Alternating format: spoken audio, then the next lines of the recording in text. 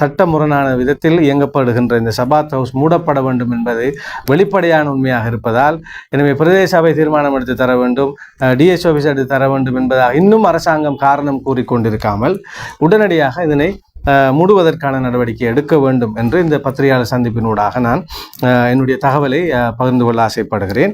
பொத்துவில் பிரதேசத்திற்கு வருகை தந்த ஒரு மௌலவி, ஒரு அரசியல் செயற்பாட்டாளர், ஒரு கட்சியை பிரதிநிதித்துவப்படுத்துகின்ற ஒருவர் இந்த சபாத் ஹவுஸை மூடுவது தொடர்பாக பிரதேச சபை தீர்மானம் எடுக்க வேண்டும், பிரதேச சபையினுடைய தீர்மானம் எடுக்கப்படுமாக இருந்தால் உடனடியாக அமைச்சர் விஜித ஹேரத் அவர்களை அவர் சந்தித்து, விஜித ஹேரத் அவர்கள் அவ்வாறு பிரதேச சபை ஒரு தீர்மானத்தை எடுக்கிற போது நாங்கள் உடனடியாக அதற்கான நடவடிக்கை எடுப்போம் என்று சொன்னதாக அவர் கூறிய கருத்துக்களும் சமூக மட்டத்திலே பல்வேறு கேள்விகளை எழுப்பியிருப்பதன் காரணமாக அதற்கான தெளிவுபடுத்தலை நான் முதலிலே வழங்க விரும்புகின்றேன்.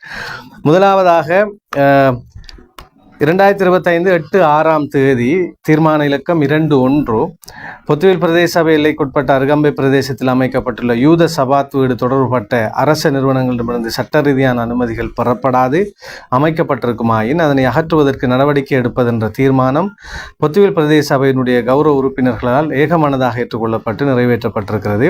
அதனை பிரேரித்தவர் கௌரவ தவிசாளர் SM முஷாரப் நான், ஆமோதித்தவர் கௌரவ உப தவிசாளர் A மாபீர், அந்த வட்டாரத்தைச் சேர்ந்த பாராளுமன்ற பிரதேச சபை உறுப்பினர் அவர், உபதவிசாளர் அவர்கள். அதே போன்று கௌரவ பிரதேச சபை உறுப்பினர் ஜெம்சித் ராவி அவர்களும் இந்த பிரேரணையை அவருடைய பிரேரணையாகவும் கொண்டு வந்திருந்தார். அதற்கு அமைவாக இந்த விடயம் எடுத்துக்கொள்ளப்பட்டது என்கின்ற தகவலை முதலிலே நான் உங்களுக்கு பகிர்ந்து கொள்ள ஆசைப்படுகின்றேன். எனவே பிரதேச சபை அவ்வாறான ஒரு சபாத் ஹவுஸை மூடுவதாக தீர்மானிக்கப்படுமாக இருந்தால் அதனை நாங்கள் உடனடியாக நிறைவேற்றுவோம் என்று அரசாங்க தரப்பிலே குறித்த அமைச்சர் சொல்லியிருக்கின்றதா என்ற செய்தி உண்மையாக இருந்தால் அது நிறைவேற்றப்பட்டிருக்கிறது. அவசரமாக அரசாங்கம் இதற்கான நடவடிக்கை எடுக்க வேண்டும் என்று நான் கேட்டுக்கொள்கிறேன். ஆனால் இந்த கருத்து இன்னும் ஒரு நபரால், ஒரு அமைச்சர் சார்பில் சொல்லப்பட்ட ஒரு கருத்து என்பதால் அது உண்மையானதா இல்லையா என்கின்ற அடிப்படையிலே நமக்கு அதில் ஒரு புரிதல் இல்லை. ஆனாலும் இந்த நிலைமைகள் தொடர்பான இதற்கு முன்பு நடைபெற்ற விடயங்கள் பற்றி நாம் முதலிலே சொல்ல வேண்டும். டிசிசி கூட்டம், பிரதேச ஒருங்கிணைப்பு குழு கூட்டம் ஜூலை மாதம் 17 நடைபெற்றது. இந்த ஜூலை மாதம் 17 ஆளும் கட்சியினுடைய பிரதி அமைச்சர் கௌரவ ஆதம்பாவ் அவர்களுடைய தலைமையில் நடைபெற்ற கூட்டத்தில் பாராளுமன்ற உறுப்பினர்களான MS சுதுமாலபி அவர்கள், அதே போன்றும் MS அப்துல் வாசித் அவர்கள் உள்ளிட்ட பல்வேறு அதிகாரிகள் நாங்கள் கலந்து கொண்டிருந்தோம். அதே போன்று பாராளுமன்ற உறுப்பினர் கோடீஸ்வரன் அவர்களும் கலந்து கொண்டிருந்தார். இந்த கூட்டத்தின் போதும் கூட இந்த யூத சபாத் வீடு தொடர்பான விடயங்கள் அன்றைய தினம் பேசப்பட்டன. அதனை தடை செய்ய வேண்டும் என்ற கோரிக்கை, அதை பிரேரணையாக ஸ்ரீலங்கா முஸ்லீம் காங்கிரசினுடைய பிரதி அமைப்பாளரும் கௌரவ பாராளுமன்ற உறுப்பினருமான MS சுதுமாலபி அவர்கள் அந்த பிரேரணையை கொண்டு வந்திருந்தார். எனவே அந்த விடயங்கள் அன்றைய தினம் பேசப்பட்ட போதும் பிரதேச செயலாளர் அவர்கள், பொத்துவில் பிரதேச செயலாளர் அவர்கள் இந்த சபாத் வீடு தொடர்பாக இதற்கு முன்பு நடைபெற்ற விடயங்கள் தொடர்பாக அங்கே விவரித்தார். குறிப்பாக டிஃபென்ஸ் பாதுகாப்பு தரப்பினர் அழைக்கப்பட்டு, அதே போன்று நாட்டினுடைய சகல விடயங்கள் தொடர்பான புத்தியான்சி என்று சொல்லப்படுகின்ற உளவு பிரிவுகள், அதனுடைய நிலதாரிகள் எல்லோருடைய பங்கேற்புடனும் வெளிநாட்டு அமைச்சனுடைய DG டைரக்டர் ஜெனரல் அவர்களுடைய ஏற்பாட்டிலும் தலைமையிலும் ஒரு கூட்டம் ஜூம் மீட்டிங் ஒன்று நடைபெற்றிருக்கிறது. அதிலே இந்த யூத சபாத் ஹவுஸ் தொடர்பாக அதனுடைய உண்மைத்தன்மை என்ன, இதனுடைய ஆவணங்கள் எங்கே இருக்கின்றன, இவர்கள் எங்கே பதிவு செய்யப்பட்டிருக்கிறார்கள் என்கின்ற விடயங்கள் அங்கே அலசி ஆராயப்பட்டிருக்கிறது. அதன் அடிப்படையில் இலங்கையிலே 5 சபாத் ஹவுஸ்கள் காணப்படுகின்றன. குறிப்பாக அருகம்பையிலும் கோலிலும் அதே போன்ற எல்லே கொழும்பு உள்ளிட்ட 5 இடங்களில் இந்த சபாத் ஹவுஸ்கள் காணப்படுகின்றன. இந்த 5ம் ஒருவருடைய பேரில் பதிவு செய்யப்பட்ட இடமாக அது இயங்கி வருகிறது.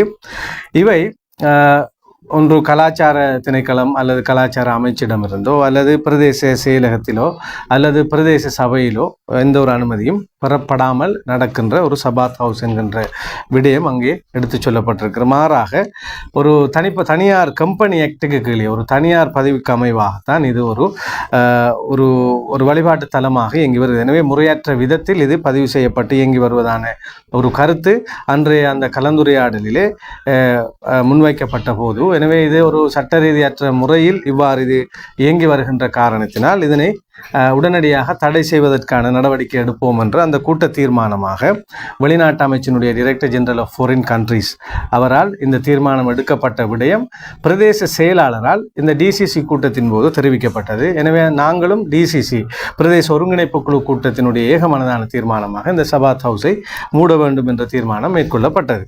எனவே கிட்டத்தட்ட 2 மாதம் அளவில் இந்த வெளிநாட்டு அமைச்சினுடைய டைரக்டர் ஜெனரலால் நடாத்தப்பட்டு எடுக்கப்பட்ட தீர்மானம் நிறைவேற்றப்பட வேண்டிய பொறுப்பு இந்த அரசாங்கத்தை சார்ந்தது.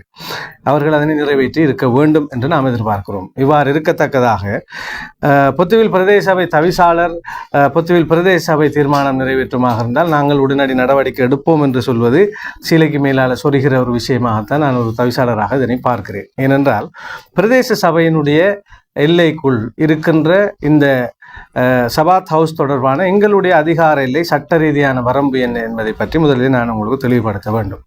அங்கே ஒரு ரெஸ்டாரண்ட் ஒன்று அமைக்கப்பட்டிருக்கிறதாக தான் ஆரம்பத்தில் அது சொல்லப்பட்டிருக்கிறது. அந்த ரெஸ்டாரண்ட்டோ அல்லது அமைக்கப்பட்டிருக்கிற கட்டடமோ இங்கு பதிவு செய்யப்படவில்லை. எனவே நாங்கள் பதிவு செய்யப்படாத முறைப்படி அனுமதி பெறாத ஒரு கட்டடம் தொடர்பாக அதற்கு நடவடிக்கை எடுக்க நாங்கள் உறுத்துடையவர்கள் அந்த நடவடிக்கைகளை எடுத்திருக்கின்றோம்.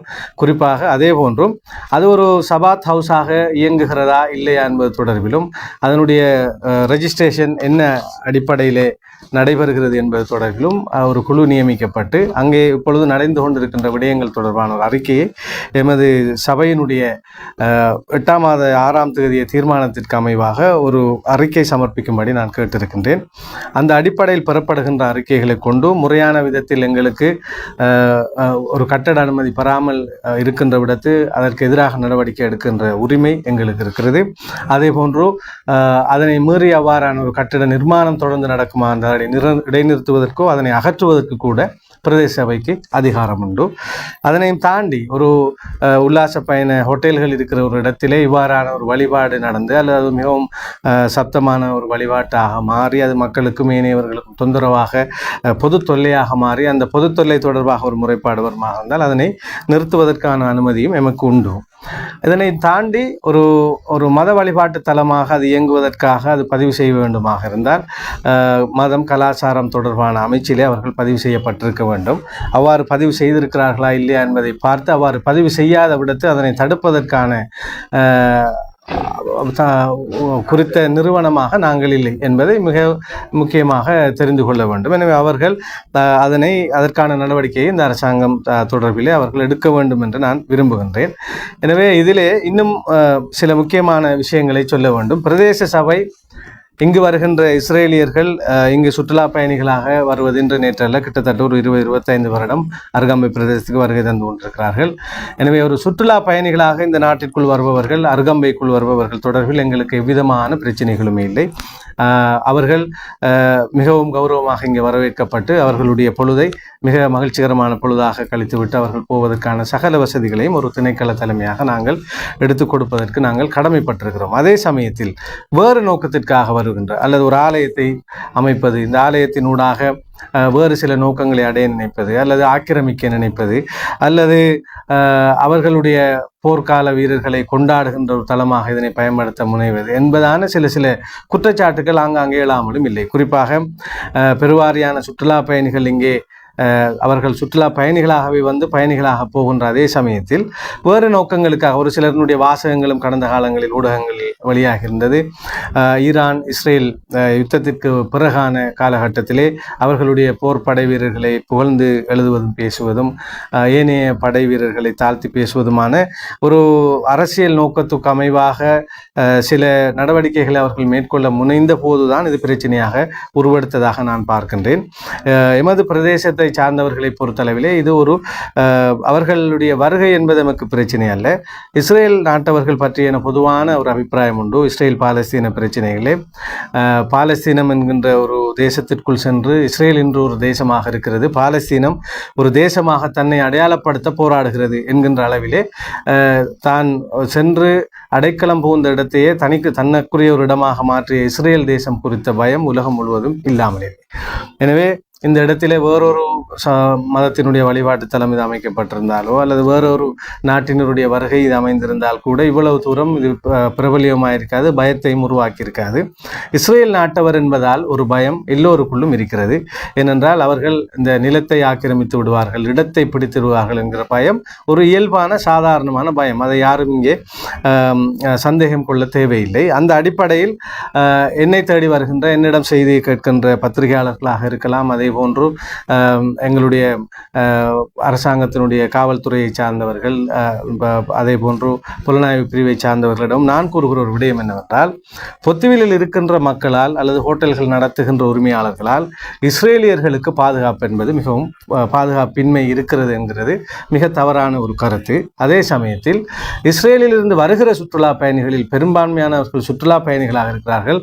அவர்களுக்கு ஹோட்டல் ஓனர்களாலோ அல்லது ஹோட்டல் ஓனர்களால் அவர்களுக்கு எந்த பிரச்சனையும் இல்லை என்பதையும் தெளிவாக சொல்லியிருக்கிற அதே வேளை வேறு நோக்கங்களுக்காக வருபவர்கள், இது சபாத் ஹவுஸாக முறையற்ற விதத்தில் இயங்குகிறது என்றால் அது ஏன் இயங்க வேண்டும்? எனவே அதனை தடை செய்வது தொடர்பாக அரசாங்கம் கரிசனை கொண்டே ஆக வேண்டும். இது எங்களுடைய கருத்து. அதுபோல வேறு சில நோக்கங்களுக்காக அல்லது அவர்களுடைய வேறு சில அடைவுகளுக்காக இதனை பயன்படுத்த அவர்கள் எத்தனிப்பார்களாக இருந்தால் அதனை கண்டடைந்து அவர்கள் தொடர்பில் அவதானமாக இருக்க வேண்டியதுதான் என்னை பொறுத்தளவில் இந்த புலனாய்வு பிரிவினதும் போலீசினதும் கடமையாக நான் வந்தவர்களிடமும் நேரடியாக சொல்லியிருக்கிறேன். இந்த பத்திரிகை சந்திப்பினூடாகவும் சொல்லியிருக்கின்றேன்.